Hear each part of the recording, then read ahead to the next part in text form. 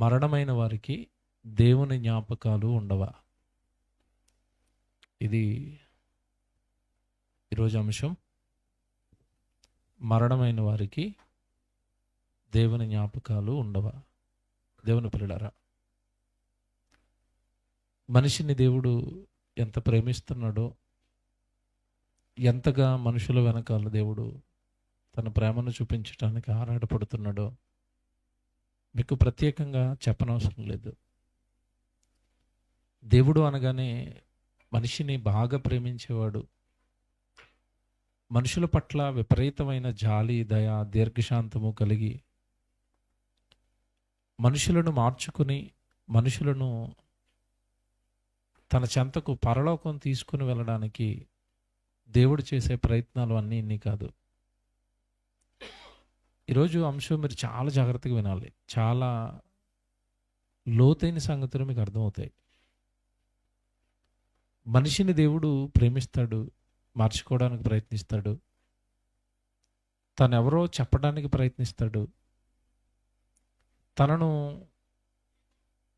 ఈ భూమి మీద ఉన్న మనుషులందరికీ వాక్యం ద్వారా ప్రత్యక్షపరుచుకోవడానికి, లేదా తనెవరో ఈ లోకానికి చెప్పడానికి దేవుడు నానా విధాలుగా ప్రయత్నాలు చేశాడు అని బైబిల్ చదువుతుంటే మనకు అర్థమవుతుంది. అంటే ఈ సృష్టిని కలిగించిన ఆయన, ఈ భూమి మీద ఉన్న మనుషులందరినీ కలిగించిన సృష్టికర్త ఒక్క దేవుడు, ఏకైక దేవుడు. ఆ దేవుడిని ప్రపంచం గుర్తెరగాలి అని దేవుడు ఎన్నో ప్రయత్నాలు చేశాడు. ఎన్నో రకాలుగా తన గురించిన సమాచారం ఈ మనుషుల మధ్యలో పెట్టాడు. మరి ముఖ్యంగా తన జ్ఞాపకాలు, తన గురుతులు, తన గురించిన సాక్ష్యాలు మనుషుల కళ్ళ ముందు పెట్టి, వీటిని చూసైనా నేనున్నాను అని నమ్మండి. ఎందుకంటే మీ కళ్ళ ముందు ఉన్నవి సామాన్యమైనవి కాదు. మన కళ్ళ ముందు కనబడుతున్న ఈ సృష్టి చాలా బలమైనది, చాలా అద్భుతమైనది. ఇంకొక రకంగా చెప్పాలంటే మానవ జ్ఞానానికి అందని అత్యంత టెక్నాలజీతో ఈ సృష్టి నడుస్తుంది. కానీ ఇంత సిస్టమేటిక్గా సృష్టి నడుస్తూ మనిషిని కళ్ళ ముందు పెట్టి తన గురించిన జ్ఞాపకాలు మనిషికి తెలియచేస్తూ నేనున్నాను అని దేవుడు చెబుతున్నా మనిషి దేవుడిని నమ్మడు, మనిషి దేవుడి వైపు తిరగడు. మనిషికి ఆయన గురించి ఎన్ని సాక్ష్యాలు కళ్ళ ముందు పెట్టినా మనిషి వాటిని పట్టించుకోవటం లేదు. అయితే దేవుడు విసిగిపోయాడు. మనుషులతో చెప్పి ప్రారంభంలో సృష్టి ద్వారా సువార్త చేశాడు. తర్వాత అనేక మంది నీతిమంతులను పుట్టించాడు. ఆ తర్వాత కాలంలో చక్కగా మనుషుల కొరకు నాయకులను ఏర్పాటు చేశాడు, న్యాయాధిపతులను ఏర్పాటు చేశాడు, రాజులను ఏర్పాటు చేశాడు, ప్రవక్తలను ఏర్పాటు చేశాడు. అంతిమంగా యేసుక్రీస్తుల వారిని పంపించాడు, అపోస్తులను ఏర్పాటు చేశాడు. ప్రవక్తల్ని పరిశుద్ధాత్మ ప్రేరణతో ఎన్నో పత్రికలు రాయించాడు, ప్రవక్తల ద్వారా గ్రంథాలు రాయించాడు, అపోస్తుల ద్వారా కొత్త నిబంధనలో ఉన్న పత్రికలన్నీ రాయించాడు. అంటే ఆయన గురించిన సమస్త జ్ఞానాన్ని మనుషుల ఒడిలో పోసిన మనిషి దేవుణ్ణి నమ్ముడు. బలమైన విశ్వాసం దేవుని ఎడల మనిషికి ఉండదు. అయితే దేవుడు బైబిల్లో ఒక ప్రశ్న ఈ మానవ జాతిని అడుగుతున్నాడు. భూమి మీద నువ్వు బ్రతుకుండగా నేను ఎన్నోసార్లు నన్ను నమ్మమని, నీ బ్రతుకును మార్చుకోమని, పరిశుద్ధుడైన దేవుడి గర్భాన పుట్టిన పరిశుద్ధుడు అని, పాపం చేయకూడదు అని, పరలోకం చేరాలి అని నేను ఎన్ని మాటలు చెప్పినా విననప్పుడు మరణం తర్వాత పరిస్థితులు ఎలా ఉంటాయో నీతో చెబుతాను అని ప్రారంభించాడు దేవుడు. మనిషి భూమి మీద ఉండగా పరిస్థితులన్నీ మనుషులకి చెప్పాల్సిన అవసరం లేదు, అన్నీ తెలుసు. కానీ చనిపోయిన తర్వాత పరిస్థితులు ఎలా ఉంటాయో తెలీదు. చనిపోయిన తర్వాత పాతాళం ఎంత ఘోరంగా ఉంటుందో తెలీదు. చనిపోయిన తర్వాత మనిషి వెళ్ళే చోట ఎంతటి భయానక పరిస్థితులు మనిషి ఎదుర్కోబోతున్నాడో దేవుడు మారుతాడేమో మనిషి బ్రతుకుండగానని, మరణానికి వెళ్ళక మునిపే బ్రతుకును మార్చుకుంటాడేమోనని ఒక సంగతి అండి. బైబిల్లో చాలా బాధతో ఒక సంగతి మాట్లాడతాడు దేవుడు. కీర్తన గ్రంథం అందరు తీయండి, మీరు జాగ్రత్తగా రాసుకోవాలి ఇవన్నీ. కీర్తన గ్రంథం 6వ కీర్తన అందరు తీద్దాం. కీర్తన గ్రంథం 6వ కీర్తన.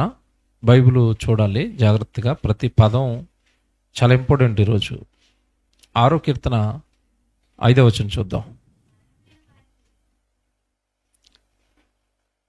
6వ కీర్తన 5వ వచనం. మరణమైన వారికి నిన్ను గూర్చిన జ్ఞాపకము లేదు అన్నాడు. కీర్తన 6:5 ఉందా వచనం? ఏమనుంది?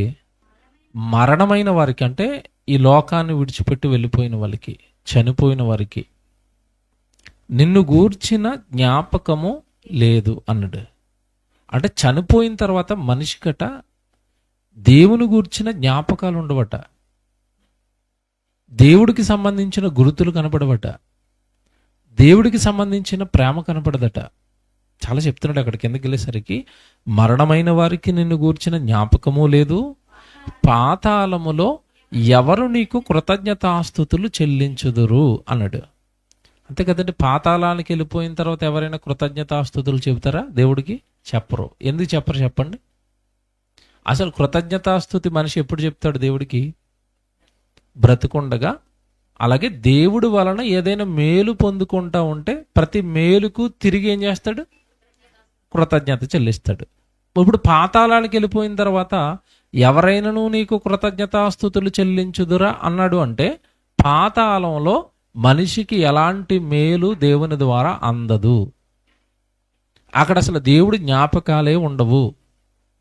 దేవుడికి సంబంధించిన ప్రేమ కానీ, అంతే కదండి, మనల్ని దేవుడు ప్రేమించి మనకి ఏదైనా చేశాడు అనుకోండి, ప్రేమతోనే కదా దేవుడు మనకి ఏదైనా చేస్తాడు. మంచి ఆరోగ్యం ఇచ్చాడు అనుకోండి, వెంటనే ఏం చేస్తారు? కృతజ్ఞత కూడిక అంటారు. ఇంట్లో అమ్మాయికి పెళ్లి కుదిరింది అనుకోండి, కృతజ్ఞత కూడిక. ఉద్యోగంలో కాస్త జీతం పెరిగింది అనుకోండి, కృతజ్ఞత కూడిక. అంతే కదండి, బర్త్డే వచ్చింది అనుకోండి, కృతజ్ఞత కూడిక. ఇవన్నీ దేవుడు మనకి చేస్తున్న మేలులు గనక ప్రతి మేలును జ్ఞాపకం ఉంచుకుని మనిషి తిరిగి దేవుడికి ఏం చేస్తున్నాడు? కృతజ్ఞతాస్తుతులు చెల్లిస్తున్నాడు. బాగా వినాలి. ఇప్పుడు దేవుడు ఇక్కడ ఏం ప్రశ్నిస్తున్నాడంటే, మరణమైన వారికి నిన్ను గూర్చిన జ్ఞాపకము లేదు, చచ్చిపోయిన వాళ్ళకి అసలు దేవుడి జ్ఞాపకాలు ఏమీ ఉండవట.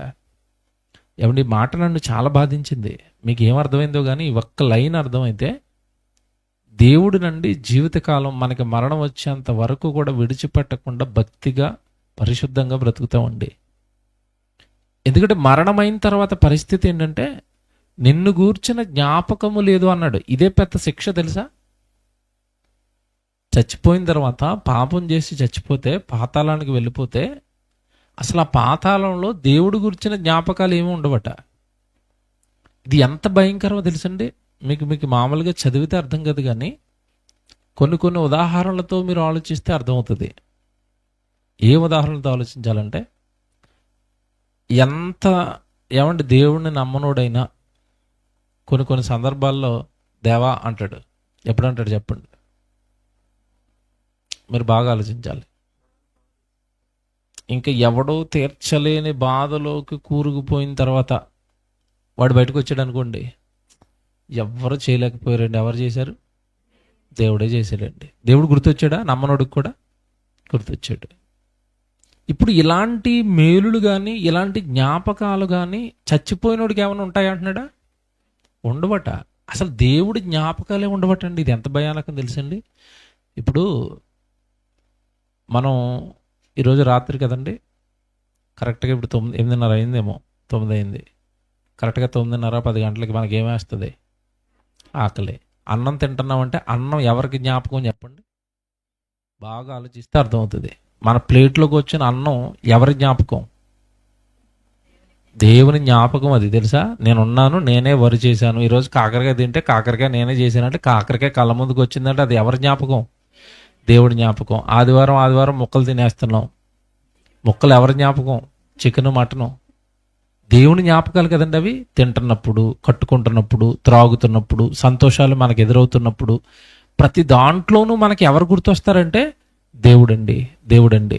ఇప్పుడు మాట అడిగినా, భూమి మీద ఉండగా బిర్యానీ తింటాడు, భూమి మీద ఉండగా మటన్ తింటాడు, భూమి మీద ఉండగా చికెన్ తింటాడు. కొన్ని సందర్భాలు ఇవేవి బోరు కొట్టినాయి, నాకు ఫాస్ట్ ఫుడ్ కావాలంటాడు, నూడిల్స్ తింటాడు, ఫ్రైడ్ రైస్లు తింటాడు, అంతే కదండి. ఆడి దగ్గరికి వెళ్ళి అదేదో పానీపూరీలు తింటాడు, ఆడు ఏవో రకరకాలు కలిపిస్తాడు, అందులో అవి కూడా తింటాడు. అంటే మెను మార్చి మార్చి మార్చి మార్చి తింటాడు. విషయం ఏంటంటే తింటున్నది ఏదైనా అది ఎవరి జ్ఞాపకం? దేవుడి జ్ఞాపకం.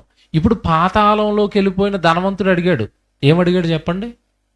ప్లీజ్ అండి 1 లీటర్ థమ్సప్ అండి అన్నాడా? పోనీ 1 లీటర్ వాటర్ అడిగాడా? అడగలేదు. ఏమడిగాడు చెప్పండి? లాజరు వేలికొనను నీళ్ళల్లో ముంచి నన్ను ఆలుకొని చల్లార్చుటకు లాజరును పంపు. ఏమడుగుతున్నాడు చెప్పండి? వేలికొన ముంచితే నీళ్ళల్లో ఎంత వాటర్ వస్తుంది? అట్ట చుక్క వాటర్ కూడా దొరకదా? ఎక్కడ? పాతాళంలో. అంటే ఇక్కడ దేవుడి జ్ఞాపకాలు ఏమి ఉండవా పాతాళంలో? ఉండవండి. మనం రోజు అనుభవించేసి మనకేం తెలియదు కానండి, నీళ్లు ఎవరి జ్ఞాపకం అనుకుంటున్నారు? దేవుడి జ్ఞాపకమే. దేవుడి జ్ఞాపకమే అని మీకు ఎలా తెలుస్తుందంటే, ఒక 4 సంవత్సరాలు వర్షాలు పడలేదు అనుకోండి, అప్పుడు టక్కుమని గుర్తొస్తాయి. నీళ్లు కనబడితే బాగున్ను దేవా అంటాడు అప్పుడు. అంతే కదండి. అంటే ఎండిపోయి మొత్తం చెరువులు ఎండిపోతాయి, బోర్లు ఎండిపోతాయి, కాలువలు ఎండిపోతాయి, నదులు ఎండిపోతాయి, ఎక్కడ చుక్క నీరు దొరకదు. అప్పుడు ఎవరి జ్ఞాపకం వస్తారు? దేవుడు. అంటే నీళ్ళు ఎవరి జ్ఞాపకం? ఇప్పుడు దేవుడి జ్ఞాపకం. ఈ నీళ్లు పాతాళంలో దొరుకుతాయా? దొరకవు. పాతాళంలో బిర్యానీ దొరుకుతుందా? దొరకదు. హైదరాబాద్లో రోజు తెల్లారితే బిర్యానీ కదండి. అసలు విషయం ఏంటంటే హైదరాబాద్లో ఏ హోటల్కి వెళ్ళినా బిర్యానీయే, ఎవడో పప్పు అని పెట్టడు. అంటే బాగా దమ్ బిర్యానీ తెగ తినేస్తున్నారు కదండి. కానీ తింటున్న వాడికి ఎవడికి కూడా ఆ తిండి దేవుడి జ్ఞాపకం అన్నది తెలీదు. తెలుసా? తెలీదు. దేవుడు ఎంత బాగా మాట్లాడుతున్నాడంటే, నేను ఇక్కడ స్ట్రక్ అయిపోయాడు బైబిల్ చదువుకున్నప్పుడు, అసలు అటు ఇటు జరగలేకపోయాను. పాతాళంలో నన్ను గూర్చిన జ్ఞాపకాలు నీకు ఉండవురా అన్నాడు. అంటే తెల్లారు లేస్తే మనం అన్ని బ్రతుకుతున్నది ఇప్పుడు ఎవరి జ్ఞాపకాలతో చెప్పండి? ఎవరి గుర్తులతో బతుకుతున్నాం? దేవుడి జ్ఞాపకమే. ఇప్పుడు మన కళ్ళ ముందు మన పిల్లలు తిరుగుతున్నారు అనుకోండి, మన పిల్లలు అంటాం, కానీ లోతుగా ఆలోచిస్తే ఎవరి పిల్లలు చెప్పండి? అంతే కదండి. ఇప్పుడు వాళ్ళు ఎవరి జ్ఞాపకం? దేవుడి జ్ఞాపకం. పిల్లలు దేవుడి జ్ఞాపకం, అమ్మ దేవుడి జ్ఞాపకం, నాన్న దేవుడి జ్ఞాపకం, తింటున్న తిండి దేవుడి జ్ఞాపకం, కట్టుకుంటున్న బట్టల జ్ఞాపకం, త్రాగుతున్న నీళ్లు దేవుడి జ్ఞాపకం, ఉంటున్న నేల దేవుడి జ్ఞాపకమే. తెల్లారితే వస్తాడు ఆయన సూర్యుడు, ఎవరి జ్ఞాపకం? దేవుడి జ్ఞాపకం. వర్షాలు కురుస్తున్నాయి, దేవుడి జ్ఞాపకం. ఎండాకాలం వచ్చింది, దేవుడి జ్ఞాపకం. శీతాకాలం వచ్చింది, దేవుడి జ్ఞాపకం. ఎండాకాలంలో పుచ్చకాయ వచ్చింది. చెప్పండి, ఇవన్నీ ఏంటివి? ఇవన్నీ పాతాళంలో ఉంటాయి. పోనీ అన్నీ వద్దు, ఒకటి ఉంటుందా? అసలు ఎంత భయానకం అండి. ఇలా చెప్తే మీకు అర్థం అవ్వదు. భూమి మీద కూరగాయలన్నీ తీసేసి కాకరకాయ ఒకటి పెట్టాడు అనుకోండి, కాకరకాయ తిన్నోడి పరిస్థితి ఏంటో చెప్పాలి. ఎండిపోతాడు ఇలాగ స్కెల్టన్ లాగా. భూమి మీద అసలు నాన్ వెజ్లు లేకుండా, ఏమన్నా ఆకుకూరలు లేకుండా, చేపలు లేకుండా, అసలు ఏమి లేకుండా ఒక్క కాకరకాయ ఒకటి పెట్టాడు, తింటే తిని చస్తే సావు అని ఉంటాడండి మనిషి. అంటే ఒకటి ఇస్తే నువ్వు ఉండలేవని 100 ఇచ్చాడు ఇక్కడ. ఏవి? కూరగాయలు అనకూడదు అట్లని. దేవుడి జ్ఞాపకాలు. పళ్ళు దేవుడికి జ్ఞాపకాలు. తాగుతున్న కూల్ డ్రింక్స్ దేవుడికి జ్ఞాపకాలు. వేసుకుంటున్న రంగులు దేవుడి జ్ఞాపకాలు. పీల్చుకుంటున్న సువాసనలు దేవుని జ్ఞాపకాలు. మీరు తినండి, త్రాగండి, మీరు కళ్ళ ముందు మీకు కనబడుతున్నవన్నీ కూడా నేనున్నాను కొడుక అని దేవుడు మనకి చెప్పడానికి పెట్టిన జ్ఞాపకాలే. అవును కదా? అవును.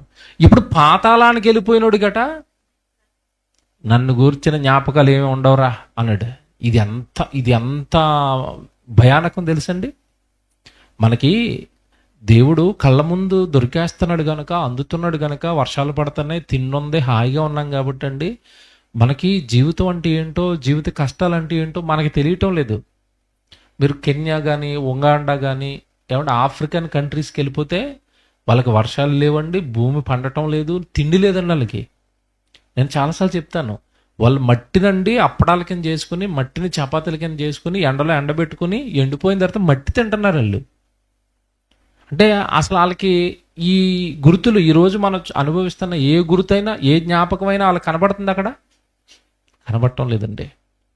మన రోడ్డు మీదకి వెళ్తేనండి, హైదరాబాద్లో ఎన్ని రకాల పళ్ళు అండి. ఈ మధ్యకాలంలో అంటున్నారు, మనకి యాపిల్ పండు తెలుసు, దానిమ్మ పండు తెలుసు, బత్తాయి తెలుసు, ఏవో ఒక 5-6 రకాల పళ్ళు తెలుసు మనకి. ఈ హైదరాబాద్ స్పెషాలిటీ ఏంటంటే ఇంపోర్టెడ్ ఫ్రూట్స్ వస్తాయి తెలుసా? అంటే ఇంపోర్టెడ్ అంటే అర్థం ఏంటంటే వేరే దేశం నుంచి వస్తున్నాయి. ఆవకాడో అని ఒకటి వస్తుంది, మన దేశం కాదు అది. లిచీ ఫ్రూట్స్ అని ఒకటి వస్తాయి, మన దేశం కాదు అవి. తర్వాత బ్లాక్ బెర్రీ అని ఇంతే ఉంటుందండి, మీరు ఉసిరికాయలా ఉంటుంది అది. జస్ట్ 100 గ్రాములు నుండి 250 రూపాయలు ఇన్నే వస్తాయి. 250 రూపాయలకి తింటే అది ఒక రకమైన రుచి అవి. అంటే ఈ ఫ్రూట్స్ అన్నీ ఎక్కడి నుంచి వస్తున్నాయంటే ఇతర దేశాల నుంచి కూడా వస్తున్నాయి. అంటే ఆ దేశానికి సరిపడా ఫ్రూట్స్ అక్కడి నుంచి ఇస్తే అక్కడ ఇక్కడికి వచ్చేసినాయి. అంటే ఏది తిన్నా అందులో ఎవరి జ్ఞాపకం అంటే దేవుడండి. పీర్స్ యాప్లోనే ఒకటి ఉంటుందండి, మీకు తెలుసు అనుకుంటాను, గ్రీన్ కలర్లో ఉంటుంది. నిజంగా పండు తింటేనండి జామకాయ యాపిల్ కాయ రెండు కలిపి మిక్సీలో వేసి రుబ్బితే ఎలాగ ఉంటుందో అలాగ ఉంటుంది అది. మీరు తినండి. అసలు నేను ఫస్ట్ టైం తిన్నప్పుడు షాక్ అయిపోయాను. యాపిల్ పండు జామకాయ మిక్సీలో వేస్తే ఎలాగ ఉంటుందో అది అలాగ ఉంటుంది.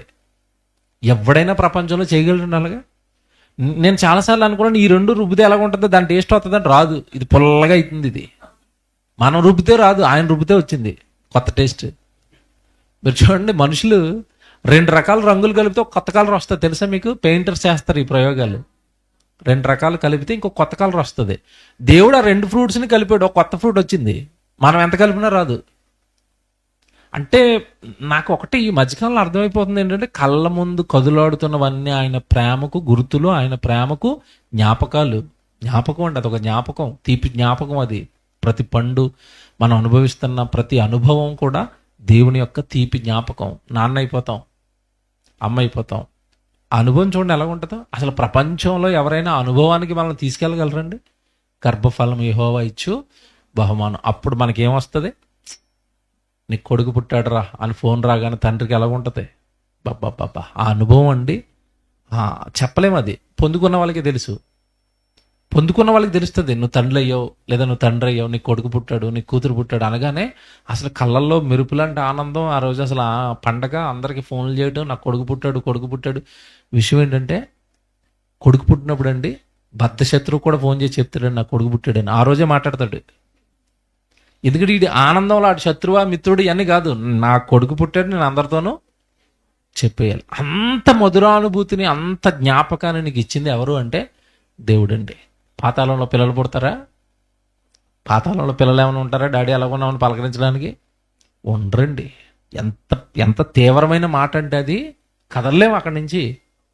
మరణమైన వారికి అన్నాడు, చనిపోయిన వారికి, లోకాన్ని విడిచిపెట్టి పాతాళ లోకానికి వెళ్ళిపోయిన వారికి, భూమి మీద ఉండగా దేవుడు ఒక ఆయన ఉన్నాడు అని, ఆయన నన్ను కన్నాడు అని, ఆయన కొరకు బ్రతకడానికి జీవితాన్ని ఇచ్చాడు అని ఎవరైతే సత్యాన్ని తెలుసుకుని దేవుడి కొరకు బ్రతకరో, సత్య సంబంధులుగా మారి జీవితం దేవుడు దాన్ని గుర్తెరిగి పవిత్రంగా పరిశుద్ధంగా దాన్ని కాపాడుకుంటూ, ఒకప్పుడు అపోస్తులు కానీ, బైబిల్లో ఉన్న ప్రవక్తలు కానీ, నీతివంతులు కానీ ఆ దేవుడి జ్ఞాపకాలను గుర్తెరిగి దేవుడి కోసం ఎలాగైతే బ్రతికారో, మనం అలా బ్రతకనప్పుడు అండి పాతాళానికి గనక జారిపోతేనట, నేను భూమి మీద ఉండగానే ఇస్తాను ఆయన నా జ్ఞాపకాలు, పాతాళానికి గనక నువ్వు వెళ్ళిపోయావా నా జ్ఞాపకాలకి నీకు ఉండవు.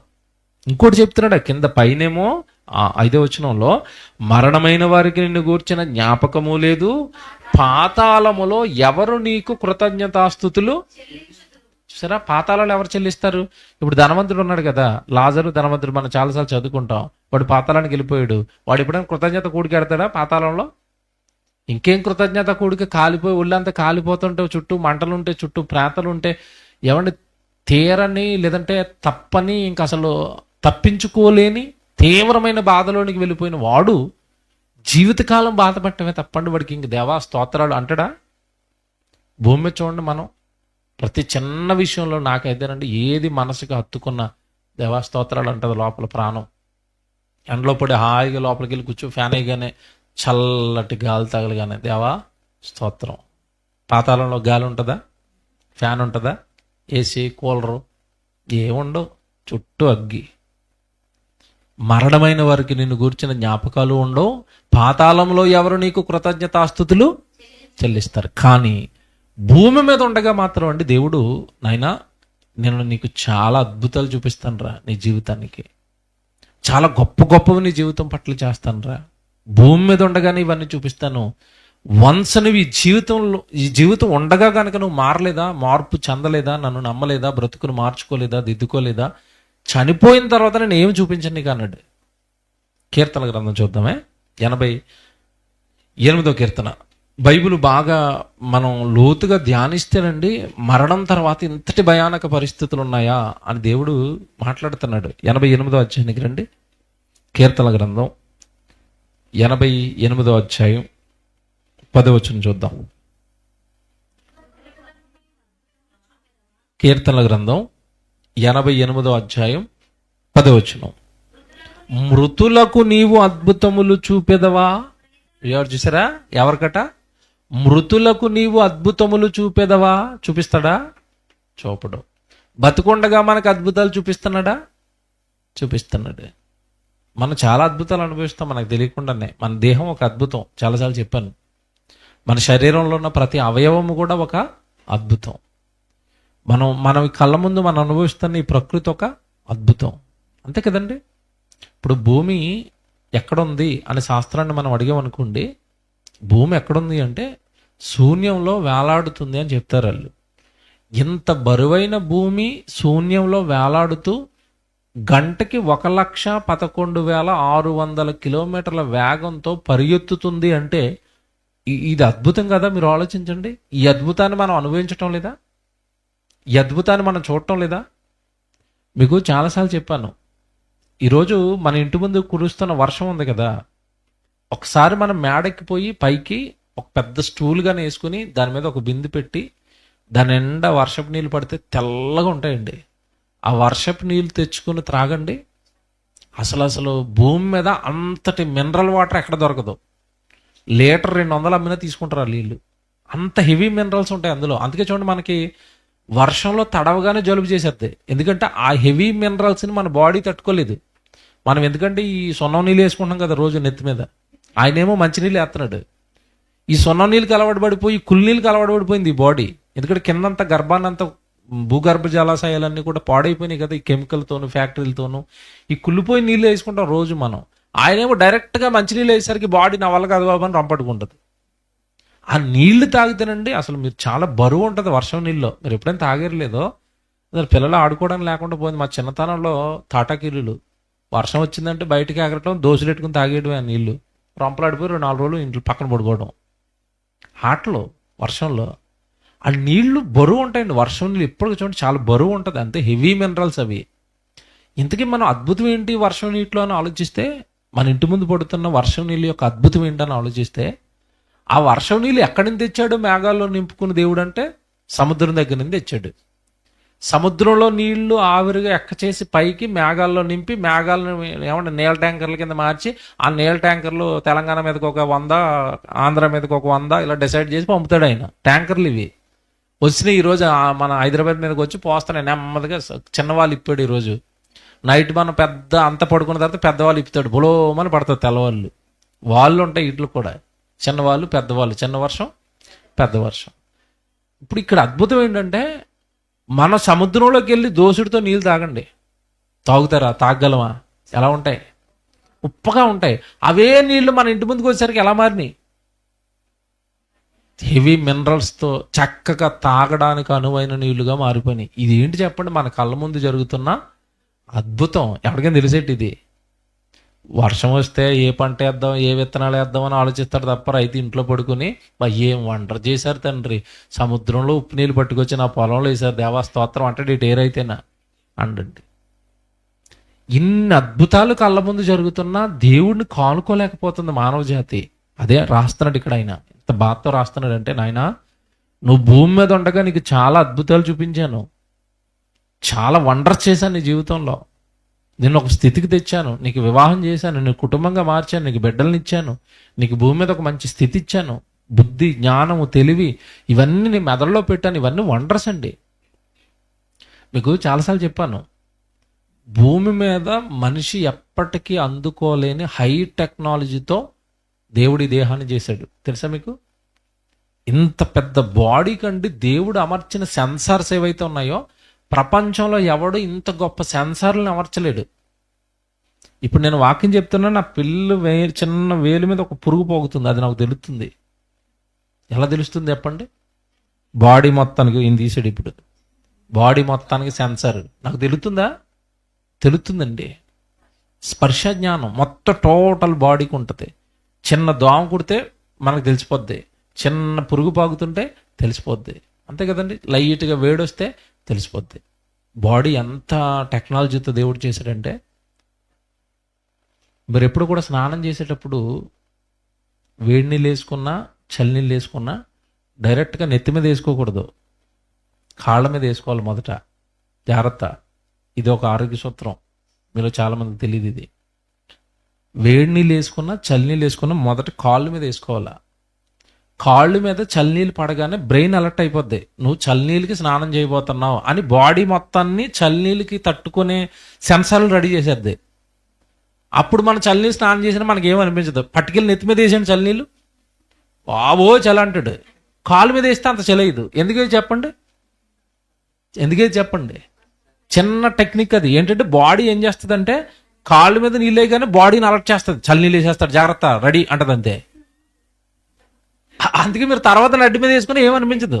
ముందు నడ్డి మీద వేయండి, ఆడు కెవ్వు మనకి ఏకేస్తాడు చలి అని. మీకు అర్థమైందా? సెన్సర్స్ అనమాట ఇవన్నీ. అందుకే ముందు వేడి నీళ్ళు కాళ్ళ మీద వేసుకున్నారు అనుకోండి, బాడీ అలర్ట్ చేస్తుంది, ఇగో పలానా టెంపరేచర్తో నీ నడ్డి మీద నీళ్ళు ఆడిపోతున్నాయంటే ఓకే నేను రెడీ అంటది నడ్డి. అప్పుడు వేసిన ఏమందది, వేయించుకుంటుంది. మీకు ఇది అర్థమైందా? సెన్సర్స్ అనమాట. బాడీ మొత్తం దేవుడు ఏం పెట్టాడంటే సెన్సర్స్. ప్రతిదాన్ని నండి, వాసన ఎక్కడో చెడు వాసన వస్తే చెప్పేస్తుంది, అక్కడ కుళ్ళిపోయింది ఏదో ఉంది అటు వెళ్ళొద్దు. చూసే బాడీ వండర్ అండి ఇది. అసలు నాకు దేహం గురించి చెప్పడం మొదలెడితే ముందుకెళ్ళలేను. బాడీలో ఏది ఆలోచించినా ఇది ఒక సెన్సర్లతో దేవుడు క్రియేట్ చేశాడు. అద్భుతం అనమాట. శరీరంలో ఉన్న ప్రతిదీ, దేవుడు అమర్చిన ప్రతిదీ కూడా ఒక అద్భుతమే. ఇది చెప్తున్నాడు, నీకు ఇన్ని వండర్స్ నా భూమి మీద చూపిస్తున్నాను. ఇప్పుడు ఆలోచిస్తాడండి మనిషి, ఇవన్నీ ఆలోచిస్తాడా? ఆలోచించాడు. కానీ చచ్చిపోయిన తర్వాతట ఇలాంటిది ఒక్క వండర్ కూడా నీకు చేయను అంటున్నాడు. ఆ వచనం చదవండి, ఎంత బాగుందో. 10వ వచనం, మృతులకు నీవు అద్భుతములు చూపెదవా, ప్రేతలు లేచి నిన్ను స్తుతించెదరా, సమాధిలో నీ కృపకు ఎవరైనాను వివరింతురా. అంతే కదండి. సమాధుల తోటలో ఏమైనా ప్రసంగాలు ఉంటాయి వీళ్ళకి. దేవుడు కృప చూపిస్తాడు, దేవుడు ప్రేమిస్తాడు, దేవుడు నిన్ను కన్నాడు. ఎవరు చూపిస్తారండి సమాధుల తోటలో కృప? ఎంత బాగా రాస్తున్నాడు చూసారా. చచ్చిపోయినోడికి ప్రసంగాలు ఉండవు. నేను తీవ్రంగా ఈ ప్రసంగం ఎందుకు ఆలోచించారంటానండి, నేను మీకు ప్రసంగం మధ్యలో చెప్పాను, బిట్టు గుర్తుందో లేదా, ఎంతమంది గుర్తుందో. అయ్యగారు ఒక ఆయన వచ్చారు. అయ్యగారు వచ్చి అంటున్నారు, ఒక భక్తురాలు గురించి సాక్ష్యం మీకు చెప్పబోతున్నాను అన్నాడు. ఏం చెప్తాడని చూస్తే, ఒక ఆవిడ చచ్చిపోయి నరకానికి వెళ్ళిపోయి ప్రేతలకు సువార్త చెప్తుందని చెప్తున్నాడు.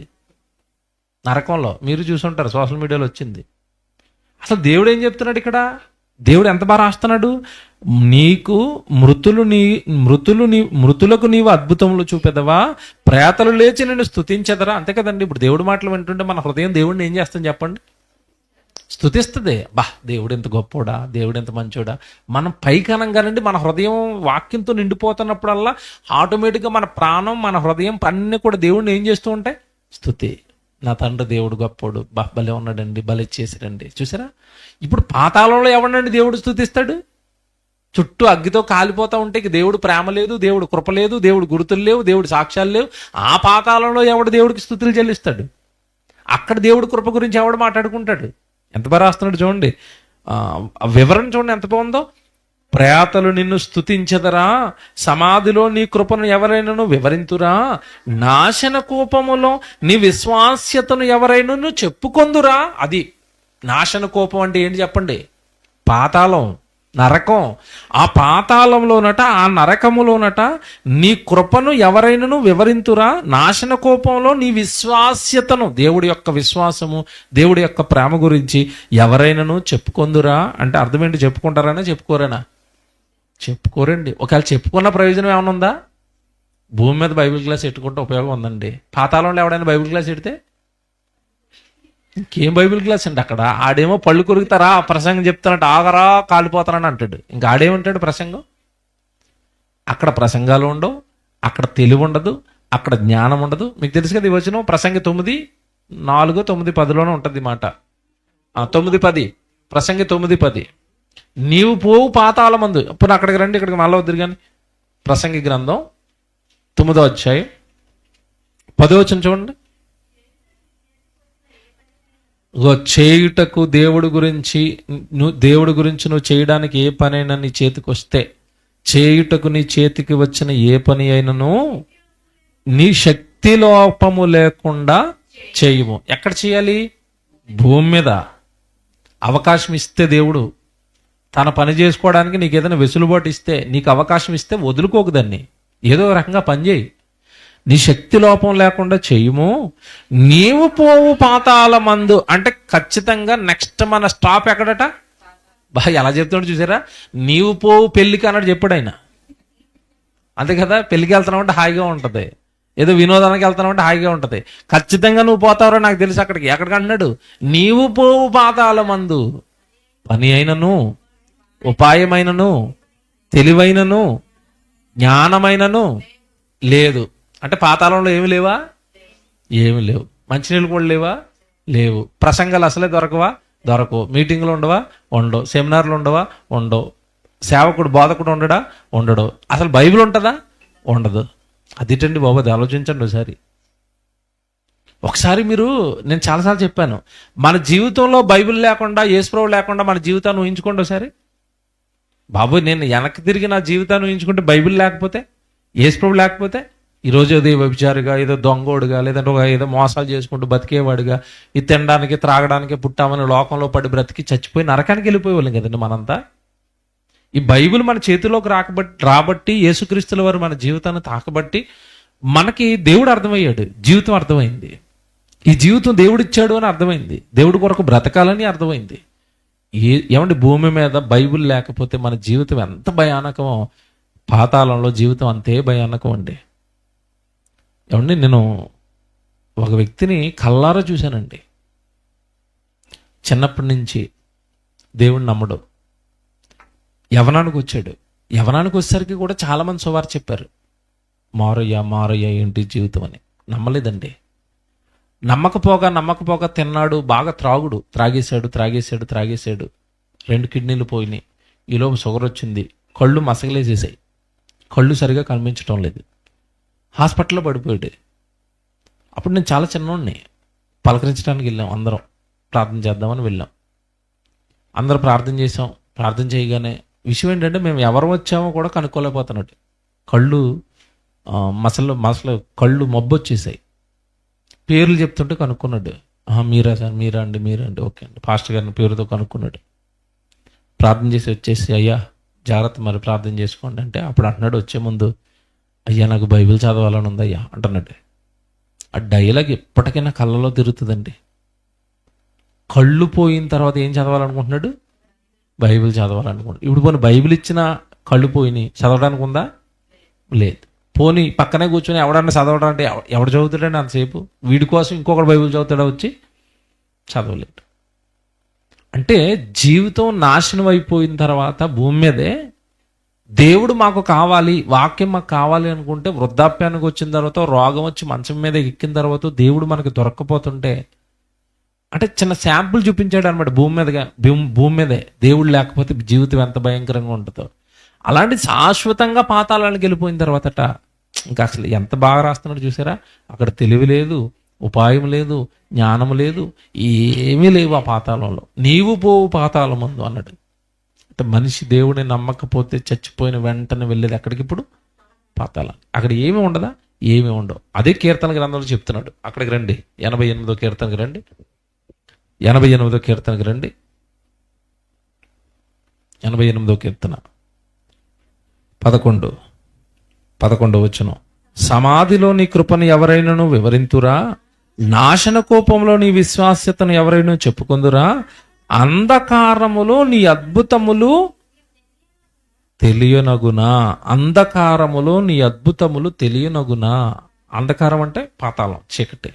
అక్కడ ఏమైనా అద్భుతాలు తెలుస్తాయా అంటే, ఇంకేం అద్భుతాలు? ఆయన ఏమి చేయకపోతే ఇంకేం తెలుస్తాయండి? భూమి మీద ఉండగా చేస్తున్నాడు కనుక తెలుస్తున్నాయి.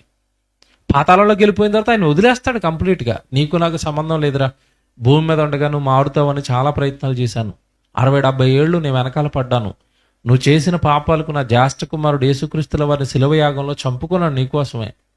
ఆయన రక్తంతో నీ పాపాలన్నీ కడిగినా నువ్వు మారకపోగా నీ జీవితాన్ని నాశనం చేసుకున్నావు గనుక చనిపోయిన తర్వాత నీకు నాకు ఇక సంబంధం లేదు. నా అద్భుతాలేమి కూడా నీకు చూపించను అంటున్నాడు. 13వ వచనం, యెహోవా నేను నీతోనే మనవి చేయుచున్నాను, ఉదయమున నా ప్రార్థన నిన్ను. దావీదు భయం ఏంటంటే అక్కడికి వెళ్ళిపోయిన తర్వాత ఏముండవు బాబు, నేనైతే పొద్దున్నే ప్రార్థన చేసుకుంటాను అంటున్నాడు. మీకు అర్థమైందా? దావీదుకి భయం వేసింది. ఆయనకి ఎంత భయం వేసిందంటే ఉదయముననే పొద్దున్నే నా ప్రార్థనతో నేను నిన్ను ఎదుర్కొంటాను. భూమి మీద ఉండగా నీతో మాట్లాడుకోవడానికి అవకాశం ఉంటుంది. భూమి మీద ఉండగా దేవుడికి ప్రార్థన చేయడానికి అవకాశం ఉందండి. చేసుకోవచ్చండి, ప్రార్థన చేసుకోవచ్చా?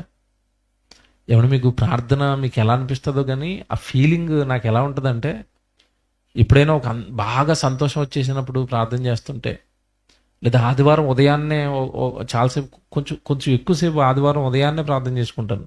ఏంటంటే ఉదయాన్నే లేవగానే, ఆదివారం అనగానే ప్రపంచం అంతా ఏ మూడ్లో ఉంటా చెప్పండి? ఆదివారం ఉదయాన్నే ప్రపంచం అంతా ఏ మూడ్లో ఉంటుంది, ఎలాగ ఉంటాయి అలా ఆలోచనలు చెప్పండి. ఎలా ఉంటాయి? ఈరోజు ఏ సినిమాకి వెళ్ళాలి, అంతే కదండి. కొత్త సినిమా ఏం రిలీజ్ అయింది, ఏ రెస్టారెంట్లో భోజనం చేయాలి, అంతే కదండి. లేదంటే ఏ పాపపు కార్యక్రమం ఉంది, ఎక్కడికి వెళ్ళాలి, ఏ బీచ్లో తిరగాలి, ఏ గోదావరి విహారయాత్రకి వెళ్ళి ఆ గోదావరిలో పడి మునిగిపోయి చచ్చిపోవాలి. మన కింద సరిపోదాను ఒకళ్ళు బెలూన్, అది ఏదో పారాషూట్ ఏదో అంటారండి, పెద్ద బెలూన్ ఎక్కారు వాళ్ళు 9 మంది అట. అది ఎక్కిన తర్వాత పైన కిందకి ఆకాశానికి మధ్యలో ఉన్నప్పుడు ఫైర్ యాక్సిడెంట్ అయింది దానికి. ఆ బెలూన్ అంతా కాలిపోయిందండి. అందులో ఒక్కొక్కడు కిందకి రాలిపోయాడు, చూసారా? కొంతమంది ఏమో అందులోనే కాలిపోయి కింద పడ్డారు. 9 మంది గాల్లో ప్రాణాలు పోయాయండి. అంటే ఎంజాయ్మెంట్లు. కానీ ఆదివారం రాగానే మన మనసు ఏంటి చెప్పండి? మీకు ఎలా ఉంటుంది? కానీ ఆదివారం తెల్లవారు లేవగానే, దేవా ఏటి తండ్రి 2 చోట్ల ప్రార్థనకి వెళ్ళే అవకాశం ఇచ్చారు, మెహదీపట్నం వెళ్తాను, మీ సన్నిధిలో ఉంటాను, మళ్ళీ మియాపూర్ వస్తాను, మీ సన్నిధిలో ఉంటాను, మిమ్మల్ని నమ్మపోతే ఏమైపోయేవాడును. నిజంగా నా ప్రార్థనలో ఒకటి అడుగుతానండి, నేను ఎప్పటికీ మీ పాదాలు పట్టుకుని ఉంటాను తండ్రి. మీ మొహం చూసే అంత అర్హత భాగ్యము మాకు లేదు, కానీ ఎప్పటికీ నా కళ్ళు మీ పాదాలను పట్టుకుని ఉంటాయి. మీతోనే ఉండాలి, మీ సన్నిధిలోనే ఉండాలి, మీ పనిలోనే ఉండాలి. ఎంత భాగ్యం ఇచ్చారు తండ్రి, మీ సన్నిధిని ఇచ్చేశారు, మీ వాక్యం చెప్పే అవకాశం ఇచ్చారు, మీ పిల్లలతో కలిసి ఉండే భాగ్యం ఇచ్చారు. వెళ్ళగానే ఇప్పుడు నేను మా ప్రభు రక్తం తింటాను, మా రక్తం త్రాగుతాను, ఆయన శరీరాన్ని తింటాను. ఎంత భాగ్యం అండి ఇది. ఆదివారం ఉదయం రాగానే మన ప్రాణం ఇలా ఉంటుంది. ఈ భాగ్యానికి మనల్ని తెచ్చింది ఎవరు అంటే దేవుడు. దేవా అనుకునే భాగ్యం ఉంది. ఇప్పుడు ఇక్కడ చచ్చిపోయిన తర్వాత ఏముండదట. అసలు ఇంకొక భయంకరమైన మాట ఏంటంటే, దేవుడికి ప్రార్థనలు భూమి మీద జరుగుతాయి తప్ప పాతాళంలో అసలు ప్రార్థనలే ఉండవట. ఎవడు ప్రార్థన చేయడట. బైబిల్లో ఉంది. కీర్తన గ్రంథం చూడండి మాట, 31వ కీర్తనకి రండి, 17 వచనం చదువుదాం. కీర్తన గ్రంథం 31వ కీర్తన 17 వచనం అందరు చూడండి. యెహోవా నీకు మొర్రపెట్టి ఉన్నాను, నన్ను సిగ్గునందనీయకుము. యెహోవా నీకు మొర్రపెట్టాను, నేను నీకు ప్రేయర్ చేశాను. కొంచెం నేను కష్టంలో ఉన్నాను తండ్రి. దావీదు గారి ప్రార్థన అండి ఇది. నేను కొంచెం కష్టంలో ఉన్నాను, కొంచెం నేను యుద్ధంలో ఉన్నాను. నీ శరణు కావాలి, నీ తోడు కావాలి, నీ సహాయం కావాలి. నన్ను కాపాడు తండ్రి. నా దోషాలు ఏమైనా ఉంటే కొంచెం పరిహరించి, నా పాపాలు ఏమైనా ఉంటే కొంచెం పక్కన పెట్టి నన్ను కరుణించి కాపాడు తండ్రి అని ప్రార్థన చేస్తున్నాడు. ప్రార్థన చేస్తూ ఏమంటే నిజంగా ఈ అధ్యాయంలో ఎంత మంచి మాటలు మాట్లాడతాడంటే, 12వ వచనంలో మరణమై స్మరణకు రాకున్న వారి వల్లనే మరవబడితిని, ఓటికొండ వాడనైతిని అన్నాడు. చూసారా? మరణమై స్మరణకు రాకున్న వాని వలె మరవబడితిని అంటే మరణమైన వాళ్ళు ఇక దేవుడు స్మరణలోకి రాకుండా వాళ్ళు ఏమైపోతారట? మరవబడతారు. పాతాళానికి వెళ్ళిపోతే నీకు నాకు ఏట్రా పని అంటాడు. భూమి మీద ఉండగా మాత్రం కొడుకా అంటాడు. దేవుడు కూడానండి భూమి మీద ఉండగానే పిలుస్తాడు, భూమి మీద ఉండగానే ప్రేమిస్తాడు, కృప చూపిస్తాడు. మరణమైన వాళ్ళు ఇక దేవుడు స్మరణకు రారట, దేవుడి జ్ఞాపకాల్లో వాళ్ళు ఉండరట. ఇప్పుడు 17వ వచనంలో అంటున్నాడు, 17వ వచనంలో యెహోవా నేను నీకు మొర్రపెట్టాను తండ్రి, నన్ను సిగ్గుపడనీయకము తండ్రి. భక్తిహీనులు సిగ్గుపడుదురుగాక, పాతాళమునందు వారు అంటే పాతాళంలో అందరూ ఎలా ఉంటారట? మౌనం అనగానే మీకు ఇక్కడ డౌట్ రావాలి, అదేంటండి మరి ఏడుపు పళ్ళు కొరకటం ఉంటుంది కదా. ఉంటుంది, ఆ సౌండ్ వేరు. ప్రార్థనల సౌండ్ ఉండదు. ప్రార్థన విషయంలో ఎలాగుంటారు? మౌనం. అదే చెప్తున్నాడు పైన, నేను నీకు మొరపెడుతున్నాను, నన్ను సిగ్గునందనీయకము. ఏమండి, ఈ భక్తిహీనులు అందరూ ఎలాగో సిగ్గుపడతారు. వాళ్ళు భక్తిహీనులు అందరూ ప్రార్థన చేసుకునే అవకాశాన్ని పోగొట్టుకుంటారు. భక్తిహీనుడు పాతాళానికి వెళ్ళిపోయిన తర్వాత వాళ్ళు ఎలా ఉండిపోతారట? మౌనులు. ఎందుకంటే అక్కడి నుంచి ప్రార్థన చేసినా వింటాడా దేవుడు? ఆ చెప్పుకోడుక ఏటి మరి ఏమన్నా పంపమంటావు ఇటు అంటాడు ఏంటి? భూమి మీద మనం ఏమన్నా ప్రార్థన చేసుకున్నాం అనుకోండి, తండ్రి అనారోగ్యం వచ్చేసిందంటే హాస్పిటల్లో పడిపోయింది తండ్రి, కొంచెం మరి ఎదురైన మీటింగ్ ఉంది తండ్రి, లెగాలి తండ్రి అన్నాం అనుకోండి, ఆగు బాబు నీకు నీకు మంచి మందు పంపుతానని ఎవడో ఒకటి రూపంలో ఒక మంచి మందు పంపుతాడండి. నేను ఎన్నో ఫేస్ చేశాను ఇలాంటివి. మే నెలలోనండి విపరీతంగా తిరుగుతున్నాను. అప్పుడు మీకు తెలియదు కదా, ఎండలు వడగాల్పు కొట్టేసి ఒక చోట విపరీతమైన జ్వరం వచ్చింది. జ్వరం వచ్చేస్తే మీటింగ్స్ కంటిన్యూ షెడ్యూల్, అసలు డేట్లు ఒక్కరోజు బ్రేక్ లేదు. నేను ఆ మీటింగ్కి వెళ్ళిందంటే ఒక మారుమూల అండి, అది మారుమూల ఊరు. నా భయం ఏంటంటే ఈ ఊర్లో వైద్యం దొరుకుతుందా, ఈ ఊర్లో నాకు ఈరోజు జ్వరాన్ని తగ్గించేసే డాక్టర్ ఉంటాడా? అయిపోయింది దేవా, రాత్రి మీటింగ్ ఉంది, తెల్లవారి మీటింగ్ ఉంది, అక్కడి నుంచి ఆ తెల్లవారు అయిపోగానే ఇంకో చోటకి ప్రయాణం చేయాలి, ఈ ప్రయాణం చేయాలి.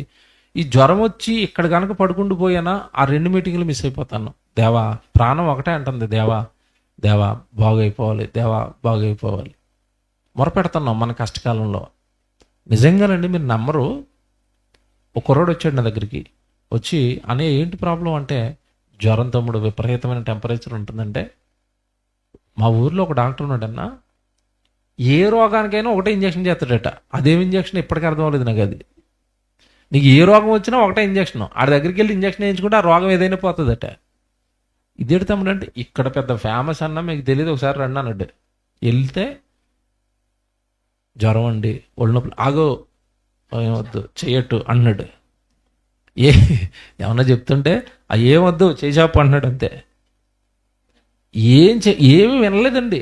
మొహం చూశాడు, చేసాపు అన్నాడు అంతే, పొడిచాడు. కరెక్ట్గా 2 గంటలండి. నాకు తెలిసి అది 3:30 ఆ టైంలో ఇంజక్షన్ చేయించుకున్నాను. 5:30కి ఇంకేం లేదు, జ్వరం గీరం అన్నీ ఎగిరిపోయి మొత్తం మళ్ళీ రాసేస్తున్నాను ప్రసంగం. ఆ ఒక్క ఇంజక్షన్కి అసలు జ్వరం, ఒళ్ళొప్పులు, చాలా రోగాలను ఉన్నట్టుగా అనిపించింది, అవన్నీ ఎగిరిపోయినాయి. ఆ రోజు మీటింగ్ మాట్లాడాను, తర్వాత రోజు మాట్లాడాను, అక్కడి నుంచి ప్రయాణం అయిపోయి ఇంకో మీటింగ్ మాట్లాడాను. ఇది మీకు ఎందుకు చెప్పానంటే, మనకి భూమి మీద తండ్రి తండ్రి అనగానే ఏదో ఒక రూపంలో ఆయన సహాయం మనకు దొరికేస్తుందా? దొరుకుతుందండి. మీరు మీ జీవితాన్ని ఆలోచించుకోండి. మీ జీవితంలో ఏ కష్టం వచ్చినా ఎవరో ఒక రూపంలో, ఏదో ఒక రూపంలో మనకు సహాయం అనేది దక్కుతుంది. ఇక్కడ మనం ప్రార్థన చేసుకుంటే రిప్లై వస్తుంది. కానీ పాతాళంలో మాత్రం ఎలా ఉంటారట? మౌనం. ఎందుకంటే వీళ్ళు ప్రార్థన చేసినా ఆయన రిప్లై ఇవ్వడు. ఇంకేం చేస్తారండి ప్రార్థన? పాతాళం ఎంత భయానకమో మీరు ఆలోచించండి. దేవుడి కొరకు బ్రతకకుండా, దేవుడిని నమ్మకుండా, దేవుడు పని చేయకుండా అక్కడికి జారిపోతే ఎంతటి భయానక పరిస్థితులు ఎదురవుతున్నాయో మీరు ఆలోచించండి. కానీ భూమి మీద ఉండగా పరిస్థితి ఏంటి? భూమి మీద ఉండగా ఏమంటాడంటే, ఇదిగో నాయనా, నా గురించి నేను మీతో మొత్తం చెబుతానంటాడు. అన్నాడా? అపోస్తుల కార్యాలు 20వ అధ్యాయం 27వ వచనం చూడండి. అపోస్తుల కార్యాలు 20వ అధ్యాయం 27వ వచనం.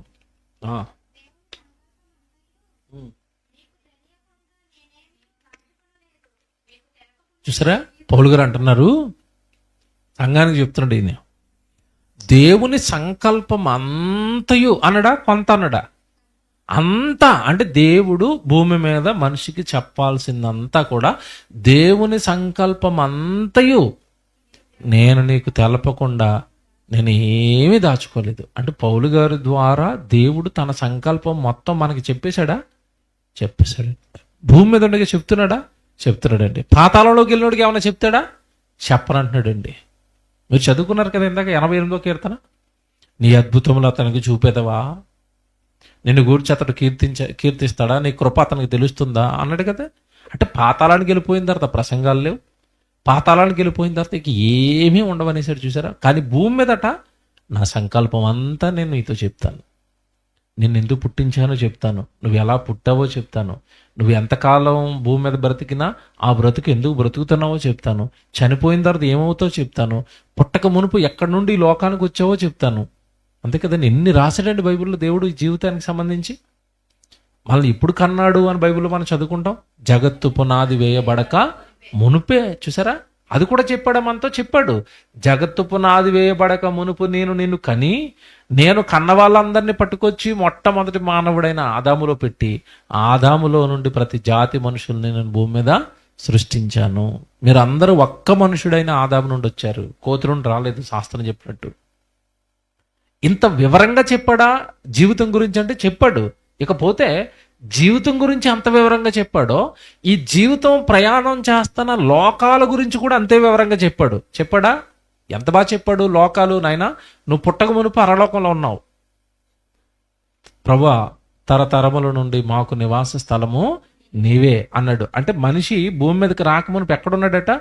నీవే అంటే పరలోకం, దేవుడున్న లోకంలో ఉన్నాడు. దేవుడున్న లోకం నుండి ఏ లోకానికి వచ్చాడు? భూలోకానికి వచ్చాడు. భూలోకంలో దేవుడిని నమ్మి దేవుడి కొరకు బ్రతకకపోతే ఏ లోకానికి వెళ్తున్నాడు? మీరంతా చదువుకున్నారు కదా, నీవు పోవు పాతాళమందు అన్నాడు. అంటే లోకాలు ఎన్నని చెప్పేశాడు ఇప్పుడు? 3. పరలోకం, భూలోకం, పాతాళ లోకం.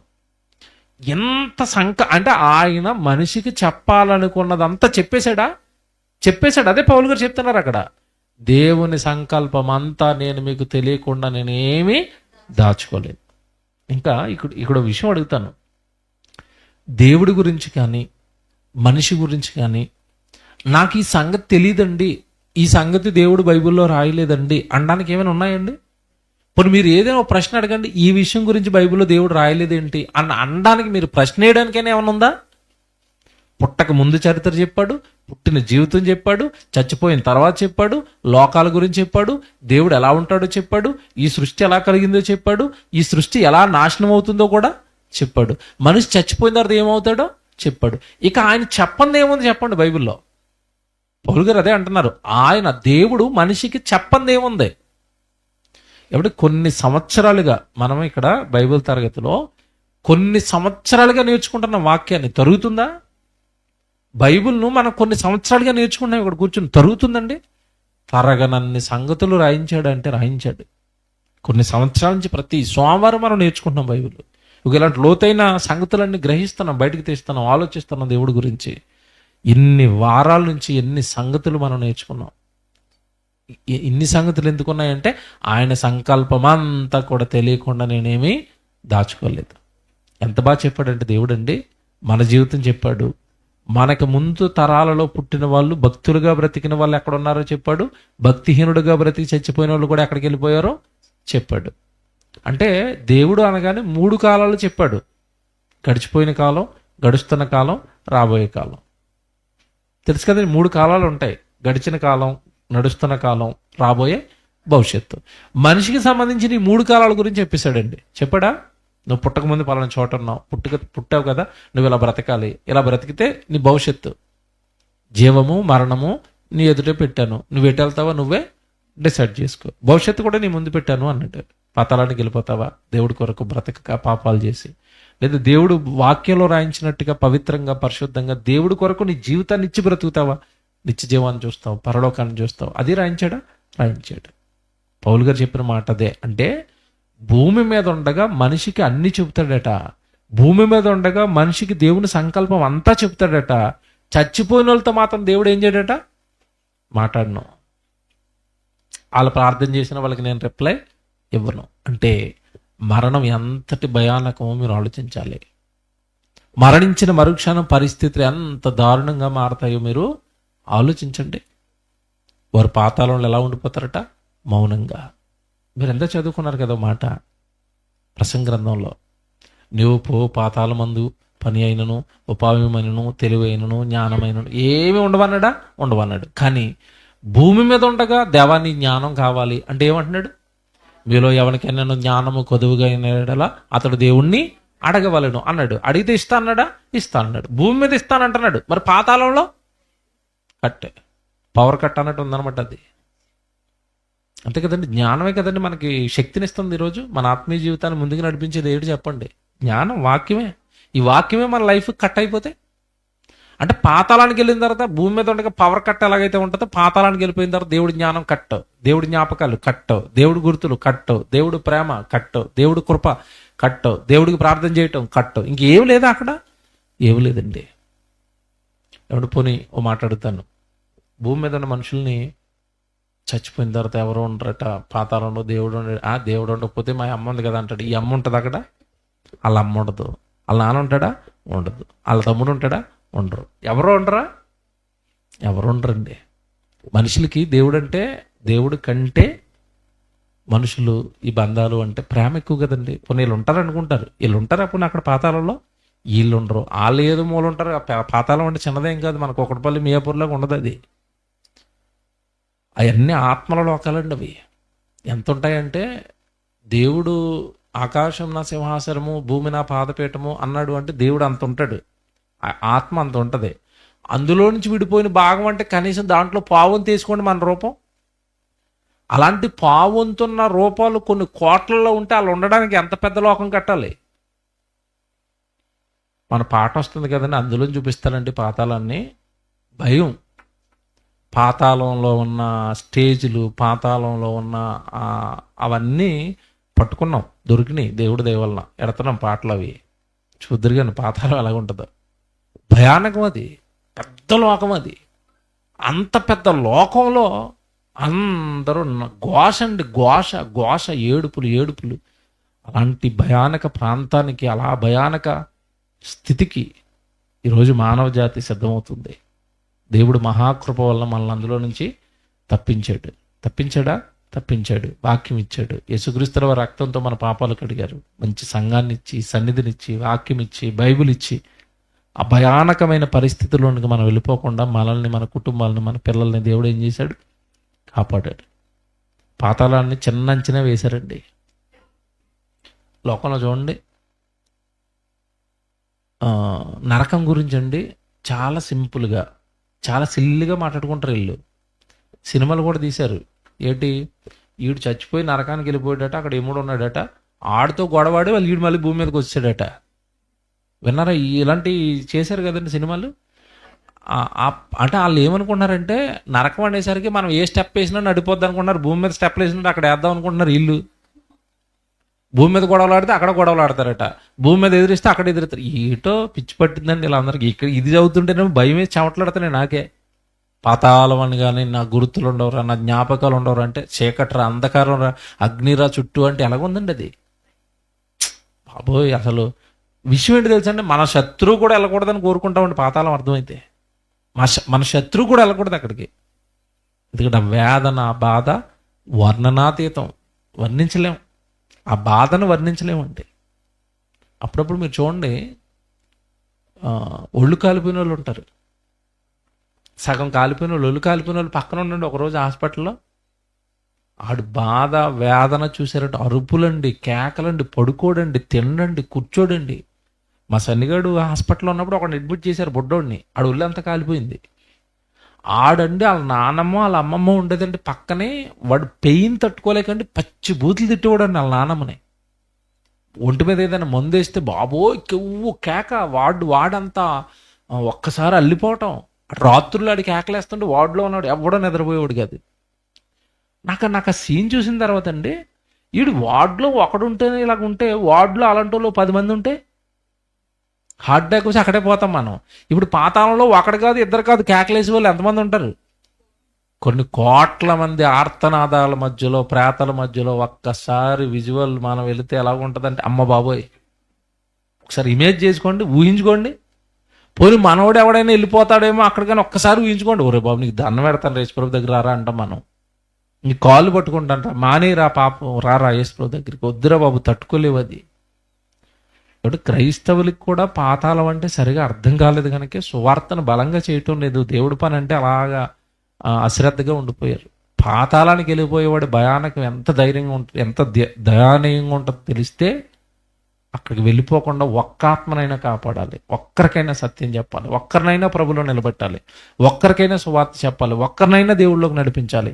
ఆ ఆత్మ యొక్క తీవ్రత అండి పెరిగిపోద్దండి. ఆ పాతాళం యొక్క తీవ్రత మనకు అర్థమైతే మన ఆత్మలో తీవ్రత పెరుగుతుంది. వాక్యం చెప్పాలి, ప్రభు వైపు నడిపించాలి, దేవుడి పనిలో ఉండాలి, దేవుడిలోనే ఉండాలి. ఎందుకంటే ఆ పాతాళం చాలా భయంకరం. కనుక దేవుని పిల్లలారా, మనం చదువుకున్న స్టార్టింగ్ వచనానికి వచ్చేద్దాం. అక్కడి నుంచి ఎప్పుడైనా కూడా ఒక వచనాన్ని పట్టుకుని మనం పరిశోధన ప్రారంభిస్తాం. ఏ వచనం దగ్గర ప్రారంభించావంటే కీర్తన గ్రంథం 6వ కీర్తన 5వ వచనం. చూడండి అక్కడ ఏమనుందో. కీర్తన 6వ కీర్తన 5వ వచనం. మరణమైన వారికి నిన్ను గూర్చిన జ్ఞాపకము లేదు. ఇంకెక్కడ ఉంటాయి జ్ఞాపకాలు? మరణమైన వారికి నిన్ను గూర్చిన జ్ఞాపకము లేదు. పాతాళములో ఎవరు నీకు కృతజ్ఞతాస్తుతులు చెల్లించుతారు. కనుక పాతాళం అనగానే దేవుడు కనబడని లోకం, దేవుడికి సంబంధించిన ఏ గురుతులు కనబడని లోకం, దానికి తోడు తీవ్రమైన వేదన, ఆవేదన, ఏమంటే బాధ, ఆత్మలను చుట్టేసే లోకం అది. కనుక ఇప్పుడు కూడా ఆ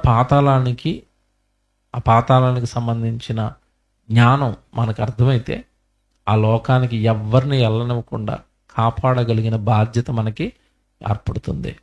ఎవరు వెళ్ళకూడదు అక్కడికి.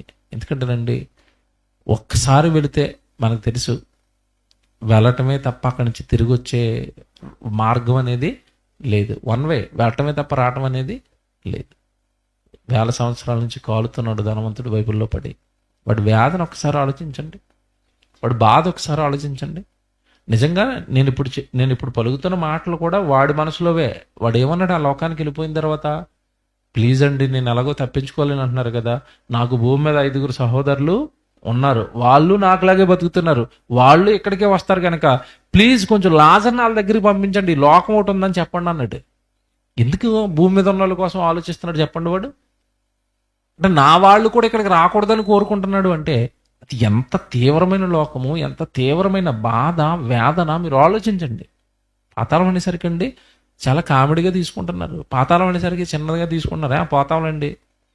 మనుషులు ఈ మధ్యకాలంలో డైలాగ్ అంటే ఎప్పటి నుంచి ఉందండి, ఒరే చచ్చిపోతావురా మారరా అంటే, ఏముందా చస్తే ఈరోజు చస్తే రేపు 2 అంటున్నాడు. ఈరోజు చచ్చిపోతున్నట్ట, రేపటికి ఎట్టట 2, ఏముంది చచ్చిపోతాం రేపు 2, 3 అయిపోయింది అంటున్నాడు. అయిపోయిందా? ప్రారంభమైందా? ప్రారంభమైంది. ఘోష ప్రారంభమైంది, గోళ ప్రారంభమైంది, బాధ ప్రారంభమైంది. కనుక పాతాళం గురించి లోతైన సంగతులు మనం నేర్చుకుని మనం ఎవ్వరము దాని బారిన పడకూడదు. మనం ఎవ్వరం ఆ ప్రాంతానికి వెళ్ళకూడదు.